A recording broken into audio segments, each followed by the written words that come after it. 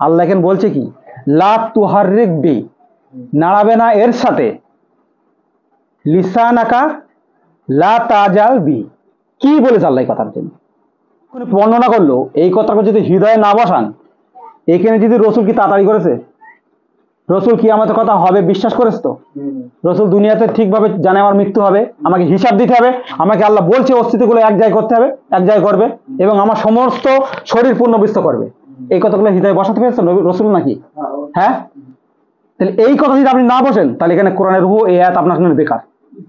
তুমি নাড়াবে না তোমার জিহ্বা দ্রুত আয়ত্ত করার জন্য, যে আমি আপনি যা বলছি কেউ কিছু মনে নেবেন না।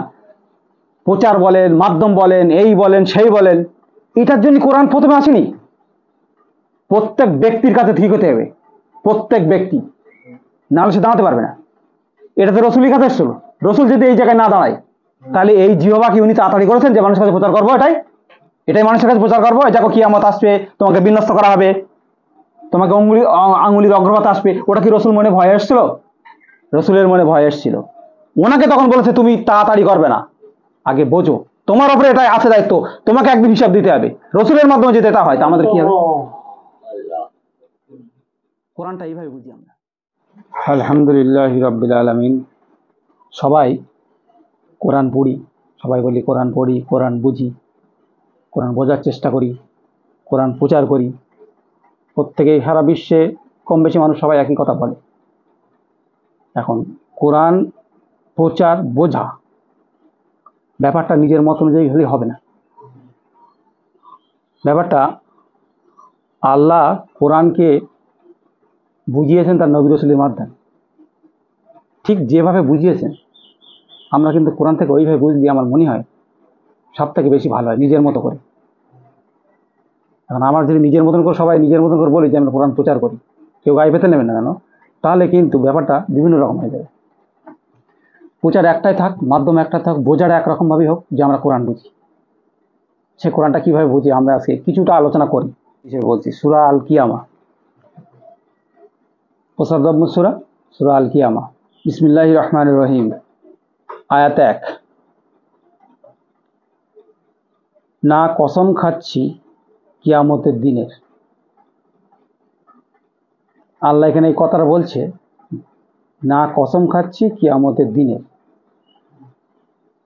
এখন এখানে এই কথাটা শুনি আমরা কিন্তু বিভিন্ন ব্যাখ্যা বিশ্লেষণ বিভিন্নভাবে করতে যাব, যে কি কিয়ামতের দিন, আল্লাহ কসম খাচ্ছে কেন, কিভাবে কসম খাচ্ছে, বিষয়টা কিছুই না বলে এরকম।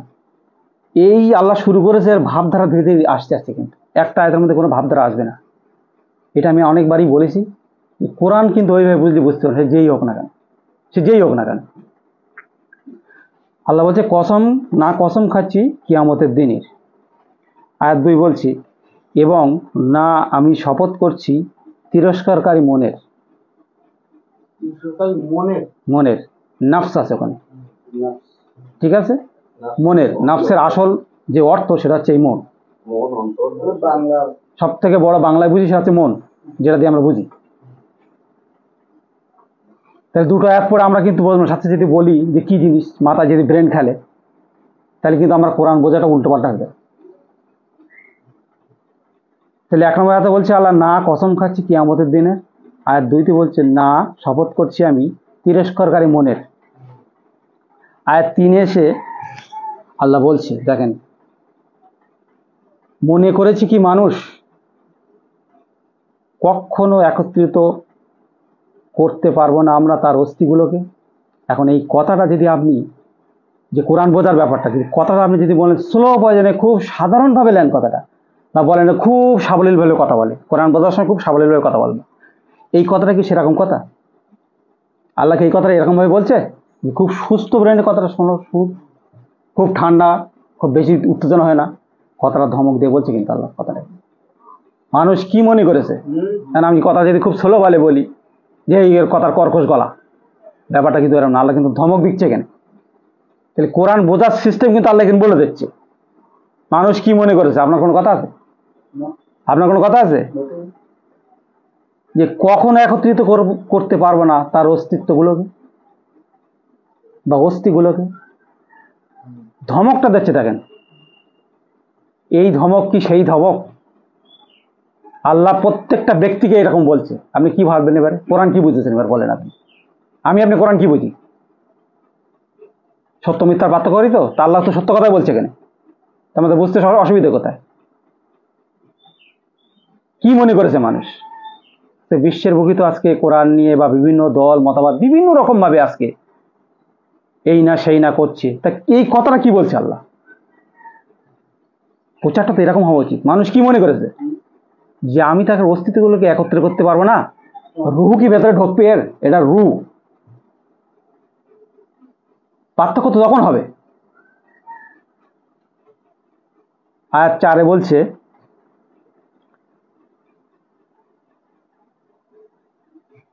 কেন নয় আমি তার আঙ্গুলের ডগা পর্যন্ত সঠিকভাবে বানিয়ে দিতে সক্ষম। আপনি তো সায়েন্স নিয়ে পড়ে যাবেন আগে, পৃথিবী হতে আগে সায়েন্স নিয়ে পড়ে গেছে এটা নিয়ে। ফিঙ্গারপ্রিন্ট বলেন, যাই বলেন, আধার কার্ড সব কিছু নিয়ে পড়ে গেছে আজকে পুরো বিশ্ব জুড়ে। আর কারুকালাম দেখাচ্ছে প্রত্যেকেই। কি বলছে আল্লাহ? কেন নয়। পরে প্রথমে কিন্তু ধমক দিল তিনি। কি মনে করেছে মানুষ? তা আপনি কি আল্লাহর কথা নেবেন? তারপরে বলছে কেন নয় আমি তার আঙুলের ডগা পর্যন্ত করতে সক্ষম। তাহলে আপনি কি আল্লাহকে ভয় করবেন? আমরা শুধু বিধানের ভয় করি। বিধান তো তখনই আসবে, ইনিল হুকুম ইন্না লিল্লাহ, মালিক তো তিনি, ফুলেসটা হয়ে যাবে তখনই যখন এই কথাটা মনে আসবে। তিনি আঙুলের অগ্রভাগ পর্যন্ত তৈরি করতে সক্ষম। পুনর্বারে কতবার? যতবার পারেন ততবারই। তাহলে কোরআন বোঝার সিস্টেম কি আল্লাহ বলছে এটা? আর আমরা কিভাবে কোরআন বুঝছি? আয়াত 5, বরং মানুষ চায় তার ভবিষ্যতে কুকর্ম করার জন্য। সাথে সাথে আল্লাহ উত্তর দিয়ে দিচ্ছে আবার, যে মানেনি, যে দিলে বসাতে পারেন ওই কথাগুলো, যে তার অস্তিত্বগুলোকে এক জায়গায় করবো, তার আঙুলের অগ্রভাগ পর্যন্ত এক জায়গায় করবো, এটা আল্লাহ বলে দিচ্ছে। পরক্ষণে বলছে মানুষ চায় ভবিষ্যতে কুকর্ম করার জন্য। এই কথাটা কে কি ভাবে বলেন দিন এবার? এটা নিজের সঙ্গে নিজের পরিচয় দিচ্ছে আল্লাহ। নিজের অন্তরে তাদের কি উদ্ভাবন হয়, কিভাবে পরিচয় দিচ্ছে আল্লাহ সেইগুলো। আমরা ভয়টা কিভাবে নেব? আমরা এটা শোনার পরেও, এই যে বলছিলেন না আপনি, আলোচনা হচ্ছিল না, যে আমি প্রথমে বলেছিলাম যে আমাদের এর থেকে এটা চলে গেলেই আমরা একদম পুরো মরে যাবো একদম। কিন্তু মানুষ চায় ভবিষ্যতে কুকর্ম করার জন্য। এই দুটো কথা বলার পরে আল্লাহ এই কথাটা কেন বলছে? কি বুঝবো আমরা কোরআনে ভাবে? নিজের রূহের সঙ্গে নিজেকে পরিচয় করিয়ে দিচ্ছে। কি দারুণ ভাবে পরিচয়। তুমি এমন, আমি এমন। এই দুটো যদি না করতে পারেন, যে তিনি কেমন, স্রষ্টা কেমন, আমি কেমন, এই দুটোর পার্থক্য না করলে আমি কোনোদিন আল্লাহর কৃতজ্ঞতা স্বীকার করতে পারবেন না। আপনি কেন, কেউ, কোনো রসুলও পারেনি। তার পরিচয় কি আর আমার পরিচয় কি, দুটোর মধ্যে তফাৎ কি? যদি পরিচয় না করতে পারি, ঠিক না করতে পারি, তাহলে কৃতজ্ঞতা স্বীকার আসবে না। আয়াত 6, সে জিজ্ঞাসা করে কবে কিয়ামতের দিন, বা কবে কিয়ামতের দিবস হবে। এখন পৃথিবীর সবাই তো জিজ্ঞাসা করতেছে যে কিয়ামত কবে হবে, কিন্তু প্রস্তুতি কারণ নেই। এখন যদি বলে কিয়ামত কবে, আপনি বলবেন যে না এটা ঠিক কথা, কিন্তু প্রস্তুতি যখন বলা হয় তখন ওই অন্তরটা পুরো ওই নাফস পুরো শূন্য, তখন কোনো কাজ নেই, কিন্তু প্রচার করি কোরআন আমরা। কিয়ামত কবে হবে কথাটা ঠিক কথা, প্রশ্ন করেছি আপনার কাছে, কারোর কাছে প্রশ্ন করেছি, ঠিকই কথা, কিন্তু যে প্রশ্ন করতে যার কাছে বলছে সে দুটো কি কিয়ামতের দিন প্রস্তুত?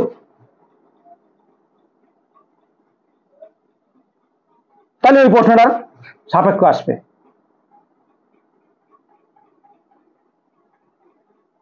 সে জিজ্ঞাসা করে কবে হবে কিয়ামত।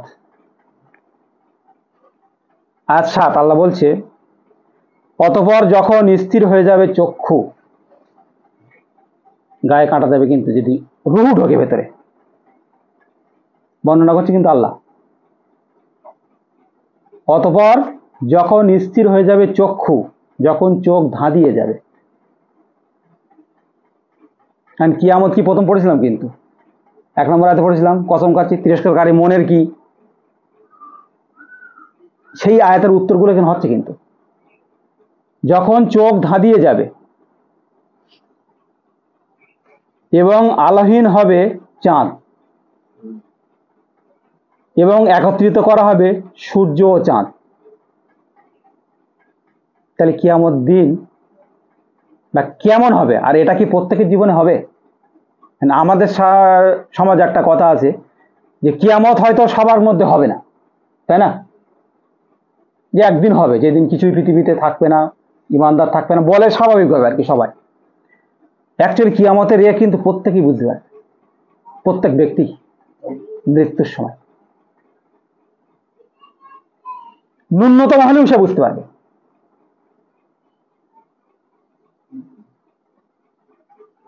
আল্লাহ 3টে এখানে দিয়েছে, যে যখন স্থির হয়ে যাবে চক্ষু, যখন আলোহীন হয়ে যাবে চাঁদ এবং একত্রিত করা হবে সূর্য ও চাঁদ। আর 10-এ বলছে বলবে মানুষ সেদিন কোথায় পালাবার জায়গা? পালাবার জায়গা কোথায়? সেদিন মানুষ, এখানে ইনসান বলেছে, এটা নাফস না। ইনসান। ইনসান নাফস আলাদা জিনিস আর ইনসান আলাদা জিনিস। যখন সে তার পুরো সুকাঠামো জেনে গেছে, বিশ্বে সবকিছু দেখেছে, যে আমার কোনো অসুবিধা হলেই এখান থেকে ছেড়ে ওখান গেলেই, বৃষ্টি আসলে ঘরে যায়, ঝড় আসলে ঘরে যায়, কোনো একটা বজ্র হলো একটা জায়গায় আশ্রয় নেই, নেই তো আমরা পৃথিবীতে। বলবে মানুষ সেদিন, এগুলো তো জানা হয়ে গেছে তার, এই করব, কিন্তু মানুষ সেদিন বলবে, ওই মানুষই আমি আপনি, যে আজ কোথায় পালাবার জায়গা? চাঁদ না থাকলে পৃথিবীর অস্তিত্ব থাকবে সেদিন? সূর্য আর চাঁদ একত্রিত পৃথিবী কিছু থাকবে? থাকবে কিছু? চাঁদ আর সূর্য যদি এক জায়গা হয়ে যায়, পৃথিবী কিছু থাকবে আর? তা পালাবেন কোথায় আপনি? আপনি পালাবেন কোথায়? জায়গা আছে পালানোর? তাহলে অন্তরের রূহ যদি আমরা না নিতে পারি, তাহলে কোরআন থেকে আমরা সব সরে যাব, সব একজোট থেকে সব জায়গায় সরে যাব। আপনি একটা কিছুক্ষণ আগে একটা কথা বলছিলেন যে আমাদের জোটের একত্রিত হবার শক্তি, ঠিক আছে, অনেক পাঠ, ওটা অনেক পরের পাঠ। ওগুলো ওই প্রথমে বললাম শুরু আর শেষ দুটো জিনিস যদি আপনার নলেজে সবসময় না থাকে, তাহলে আর ভেতরে আপনি কাজ করবেন সব ভুল। কি ঠিক তো? আপনার শুরু আসা আর শেষ যাওয়া যদি ঠিক না থাকে, তা ভেতরে যখন কাজ করবেন সব ভুল, বেশিরভাগ সব ভুল করবেন। তা বলবে মানুষ সেদিন কোথায় পালাবার জায়গা? অন্তরের রুটা নেই। কোরআন কি বলছে আমাদের? আল্লাহ বর্ণনা করে বলছে সেদিন বলবে মানুষ কোথায় পালাবার জায়গা। আজকে আমি মনে করছি এই একটু কোনো অসুবিধা হলে পরের বাড়ি যাবো, অন্য জায়গায় যাবো, একটা এইরকম একটা মনের মধ্যে আমার তৈরি হয়ে গেছে, বলো যে কিছু একটা আশ্রয় হবেই। কিন্তু সেদিন আর, সেদিন মানে আপনার মৃত্যু। আর কি আমাদের দিন যখন মহা প্রলয় যেদিন হবে, সেদিন তো তাদের কথা বলাই যাবে না। সেদিন আর কোনো আপনার মৃত্যুর সময় কোনো পালানোর জায়গা নেই আর। আয়াত 11, মোটেও না, আশ্রয়ের কোনো জায়গা নেই। আচ্ছা, আপনার কি বিশ্বাসে আশ্রয়ের জায়গা থাকবে? এখনো আছে কি মনে হয় যে আল্লাহর কাছ থেকে আশ্রয় পাওয়ার কোন জায়গা আছে কি? আছে কি? ওই রকম না কথাটা, আল্লাহর থেকে আশ্রয় পাওয়ার জায়গা নেই, দুনিয়াতেও নেই, যেদিন কিয়ামত হবে মৃত্যু হবে সেদিনও নেই। যে এখন দেখতে পাচ্ছে না তখন দেখতে পাবে, এরকম একটা ভাব আমাদের, যে মৃত্যুর সময় দেখা যাবে। এই কোনো কোনো ভাই বলে যে পরকাল আছে, তা হ্যাঁ আছে, দেখা যাবে পরে, মেন বেশিরভাগই আছে, তা আছে, হ্যাঁ পরকাল দেখা যাবে। ওটা ধরেন আপনি একটা কথা বলা হয়, আপনি এখন দেখছেন কিছুটা, আপনার যখন যৌবন বয়স ছিল তখন মধ্যে বাদ থাক, ওটা আপনার ছেলের জন্য এখন কেউ কিছু মনে করানোর জন্য, আপনার ছেলের জন্য এখন আপনি মনে করেন এস্টাবলিশড হোক, যেটা দুনিয়ার রীতিনীতি, কিন্তু আপনি আপনার ছেলের জন্য চিন্তিত না এই কিয়ামত দিবসের জন্য। এটা আপনার উপরে দায়িত্ব, কিন্তু আমার উপরে দায়িত্ব। কিন্তু এ কোরআন বন্ধন এরকমই, যে আমি থাকবো আমার ছেলে এ করবে, এটা কিন্তু কোরআনের বন্ধন না। এটা আমরা তৈরি করতে হবে, এটা আমাদের। তুমি বাঁচো, তোমার আল পরিবারকে বাঁচো, তা বাঁচবে মানে কি? সর্ববিষয়ে, একদম খাঁটি কথা, সর্ববিষয়ে সে পরিশ্রম করুক, কিন্তু এর জন্য করুক। সে খাটুক কিন্তু এর জন্যই করুক, সে যাই করুক না কেন এটাকে সামনে রেখে করুক, তাহলে সত্য মিথ্যার পার্থক্য হয়ে যাবে। এটা আমাদের অনবরত করতে হবে। আয়াত 12, সেদিন তোমার রবের দিকে, তোমার প্রতিফলের দিকেই তোমার ঠাঁই হবে। সেদিন তোমার প্রতিফলের দিকেই একমাত্র তোমার অবস্থানের স্থল, আশ্রয়, যাই বলেন। সবাই তো ম্যান ইজ মর্টাল, মানুষ মাত্রই মরণশীল, তাই না? এই বলে কবিতাও লিখে দিয়েছে, বলেও সব এরকম, জন্মিলেই মরিতে হবে, কত গর্বের সাথে বলে। আবার তার ভাব সম্প্রসারণও বলে, জন্মিলেই মরিতে হবে, অমর কে কথা হবে। তাহলে এই ভাব সম্প্রসারণের মধ্যে আমরা আছি, কিন্তু এহসাস নেই, অনুশোচনা নেই, রুহ নেই। জন্মিলেই মরিতে হবে, অমর কি কোথায় যাবে, এই সবই আমরা এর মধ্যে বলে দিলাম। শুধু ওদের কথা না, এটা সব আমরা এর মধ্যে, কবিতার মধ্যেই আমরা। জন্মিলেই মরিতে হবে, অমর কি কথা। আমি জানি আমার মৃত্যু অনেক দেরি, কেন এটা দেখিস কি, ওই যে ইনসান, এই মানুষ পৃথিবীতে দেখতে দেখতে এসছে। আমার দাদু 80 বছর বেঁচেছে, আমার পরদাদা আরো 100 বছর বেঁচেছে, একটা কথার কথা বললাম। এই তো চোখে সব দেখা, সব দেখা এগুলো। আমার পাশে দেখছে একজন স্টাফ হিসেবে দাঁড়িয়ে যাচ্ছে, 70 বছর বয়সে, স্মার্ট আছে, খুব সুন্দর আছে, আমি এটা দেখে যাচ্ছি। কিন্তু আল্লাহ কি ওইটা দেখাচ্ছে?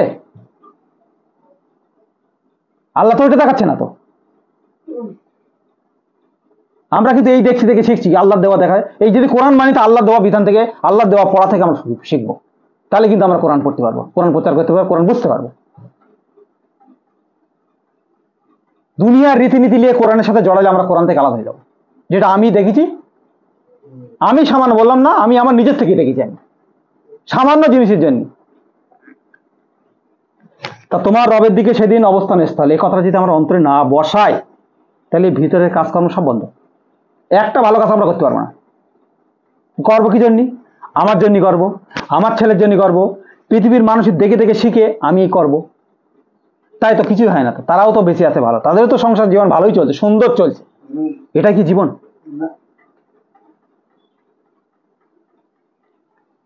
আয়াত 13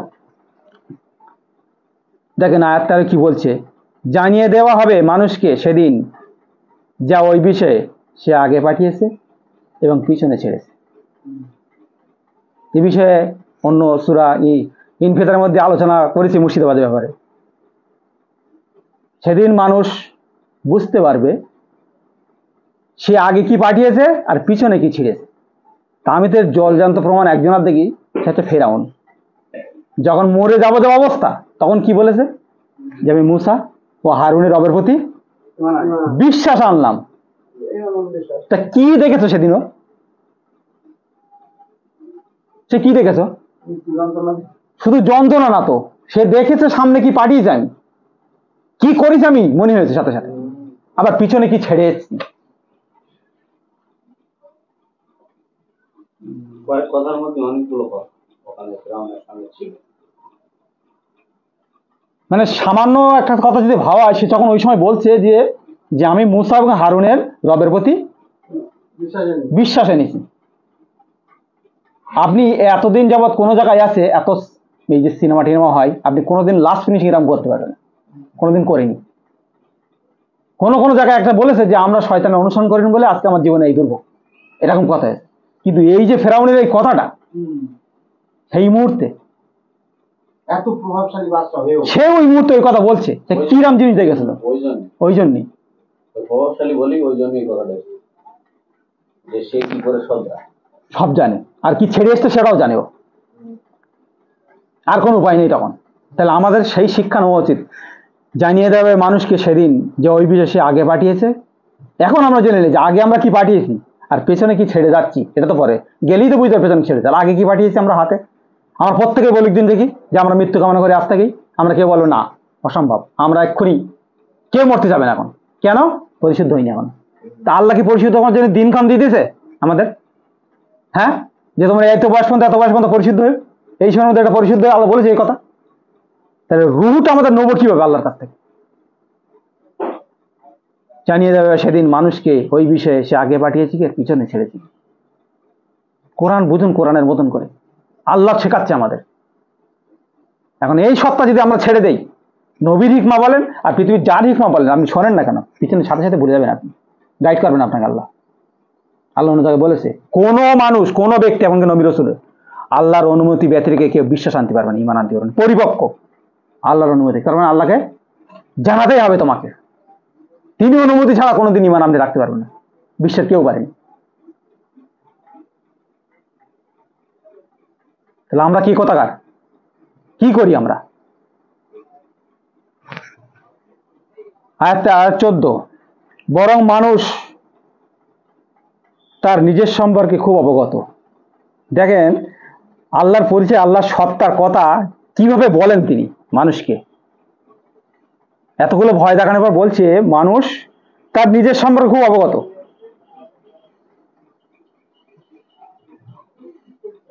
সে কিন্তু জানে।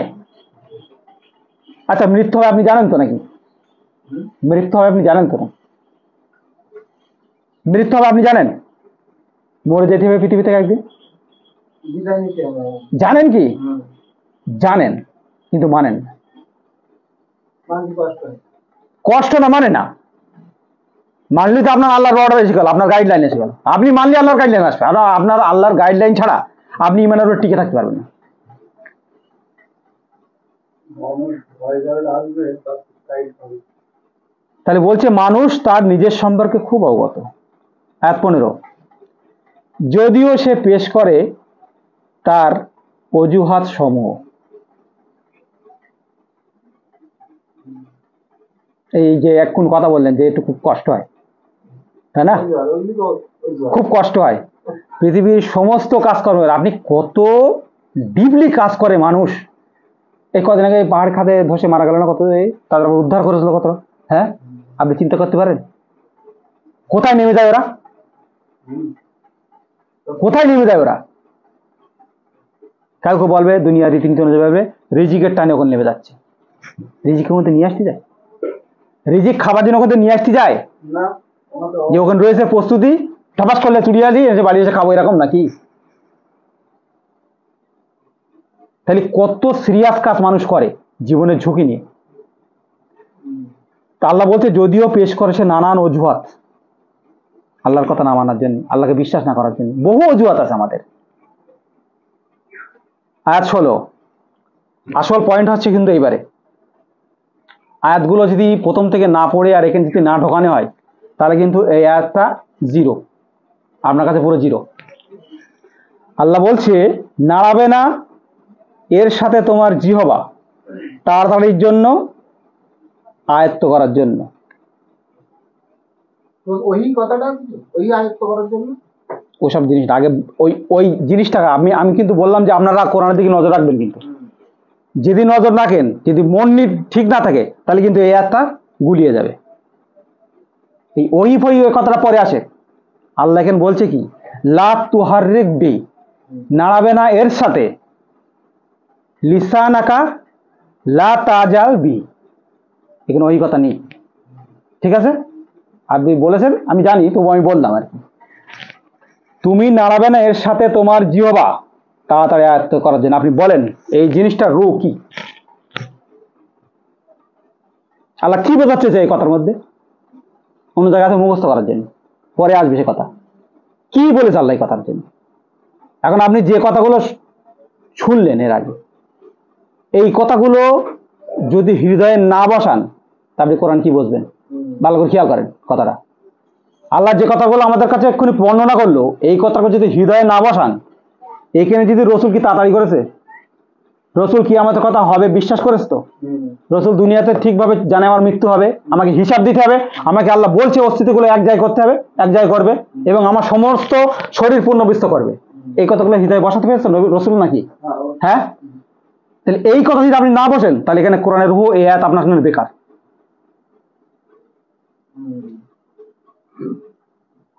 এই আয়াত আপনার জন্য বেকার। তুমি নাড়াবে না তোমার জিহবা দ্রুত আয়ত্ত করার জন্য, যে আমি আপনি যা বলছি কেউ কিছু মনে নেবেন না, প্রচার বলেন, মাধ্যম বলেন, এই বলেন সেই বলেন, এটার জন্য কোরআন প্রথমে আসেনি।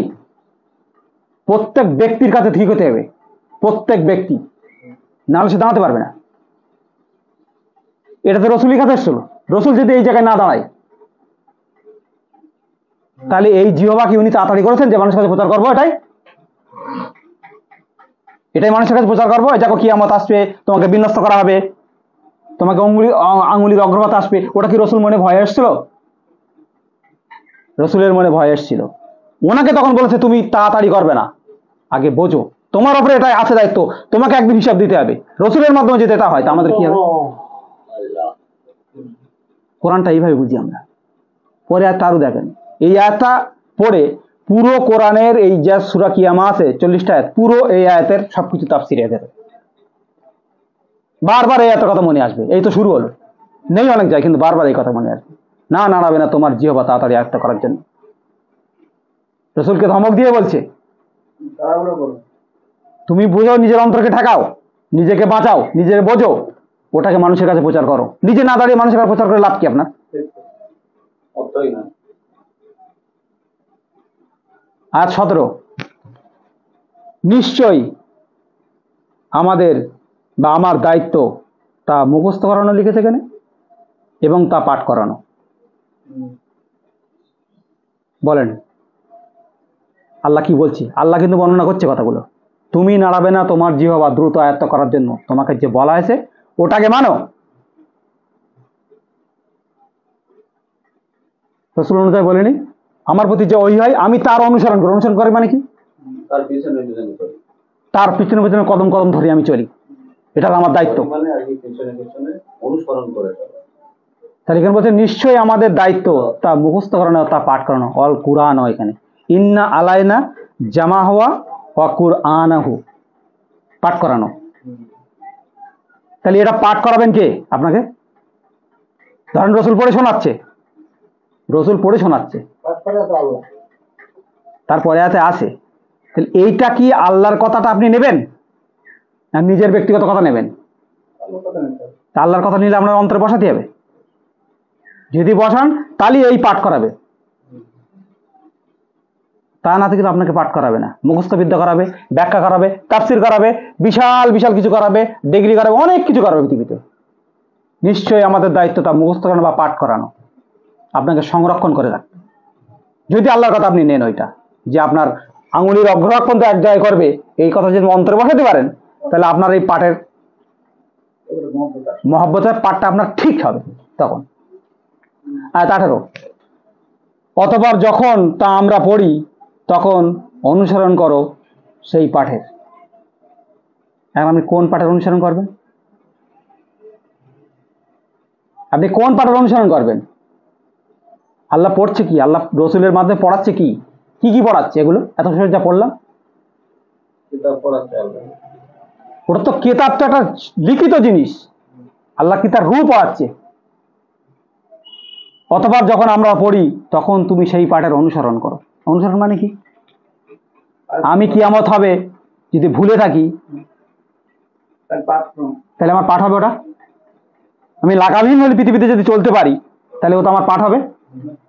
আল্লাহর কথা অনুযায়ী পাঠ হবে? পৃথিবীর মানুষের জন্য পাঠ হতে পারে, আল্লাহর কথা অনুযায়ী ওটা পাঠ হবে না। কখনোই আল্লাহ ওখানে রূহ দেবেন না, কেউ দেয়নি, কারো কাছে দেয়নি। জীবনে বাস্তবায়িত করো। নিশ্চয়ই আমি পড়ি তখন তা অনুসরণ করো সেই পাঠের। অতঃপর নিশ্চয়ই আমাদের দায়িত্ব তা ব্যাখ্যা দেওয়া। এই সেই ব্যাখ্যা দেওয়া। কি ব্যাখ্যা দিয়েছে আল্লাহ?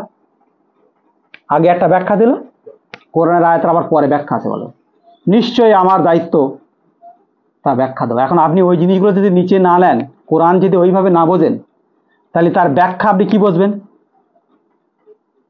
আমরা তো শুধু প্রচারই করে যাচ্ছি, শুধু বলেই যাচ্ছি, আর এটাতে শুনছি, এটাতে বার হয়ে যাচ্ছে কেন? নিশ্চয়ই আমাদের দায়িত্ব তা ব্যাখ্যা দেওয়া। ব্যাখ্যা দেবে কে? আল্লাহ। তো কি ব্যাখ্যা দিয়েছে আল্লাহ? এরপরে ব্যাখ্যা দেখি আর একটু। কখনো না তোমরা পছন্দ করো পার্থিব জীবন। আল্লাহ কথা সত্যি না আমার কথা সত্যি? না আপনার কথা সত্যি? তাহলে আমরা পাঠের অনুসরণ করি না কেন?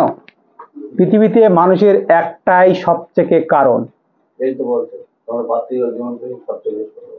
সব থেকে একটাই বেশি কারণ মানুষের, যে আমরা বলি এ কারণ সে কারণ, নানা কারণ। আল্লাহ এখানে একদম পুরো স্পষ্ট বলেছে কখনো না। বরং তোমরা পছন্দ করো পার্থিব জীবন। সব কারণের মূল কারণে পার্থিব জীবন গ্রহণ করে। আল্লাহ কিন্তু ব্যাখ্যা করে দিস, সেটা এই রোগে সারা পৃথিবী ভুক্তভোগী, ঢুকছে সারা পৃথিবী ভুক্তভোগী এই রোগে। সারা পৃথিবী, ঠিক একদম। এই ভাইরাসে আর কি আক্রান্ত হয়েছে আমরা। সব এই ভাইরাস আক্রান্ত। উফ, আমাদের শুরুতে আল্লাহ সুবহানাহু ওয়া তাআলা বলেই দিয়েছিল একটা কথা, যে তুমি যাচ্ছ আমার পক্ষ থেকে হেদায়েত যাবে। আবার একজনকে নামিয়ে দেওয়া হয়েছিল, তাকে বলে দেওয়া হলো সে তোমার শত্রু, তোমার বউয়ের শত্রু। আদমকে বলে দিল না যে তোমার শত্রু, বউ বললাম আমি, তারও শত্রু। কারণ সে কি শত্রুতা করে, সে শত্রুতাটা কি করে? আল্লাহ যখন বলে দিয়েছে সে তোমার শত্রু, আল্লাহ কিন্তু বলে দিয়েছে শত্রু। তুমি সাবধান থেকো। হ্যাঁ, যেটা সেখানে করেছিল শত্রুতা, পৃথিবীতে সেই শত্রুতাই করছে আমাদের ক্ষেত্রে। আদমের ক্ষেত্রে তো একই কথা বলেছিল আল্লাহ। আদমের ক্ষেত্রে এক কথা বলেছে যে আমি আদমকে তার নিবিড় পাইনি, এক কথার উপরে পাইনি আদমকে, আল্লাহ বলেছে কথা আয়াতের মধ্যে। তিনি আদমের কথা যদি এই কথা বলে তো আমাদের কি কথা বলবে? আমরা কি খুব গুডউইল উপরে আছি, ইমানদার উপরে মনে হয়? কখনো না, তোমরা পছন্দ করো পার্থিব জীবন পরে একটা মেয়ে এবং তোমরা উপেক্ষা করো পরকাল। উপেক্ষা। উপেক্ষা মানে কি? মানি নে, হুম। মানি, জানি, মানি নে। আবার পরকাল কি? দেখছি তো সবকিছু, দেখছি তো সবকিছু। কথার মধ্যে কথা উঠে আসে যে আপনি কি বলছেন না যে এই শক্তি, এই শক্তিটার কোনো কাজ নেই, এই শক্তিটার কোনোদিন কোনো কাজই হয়নি।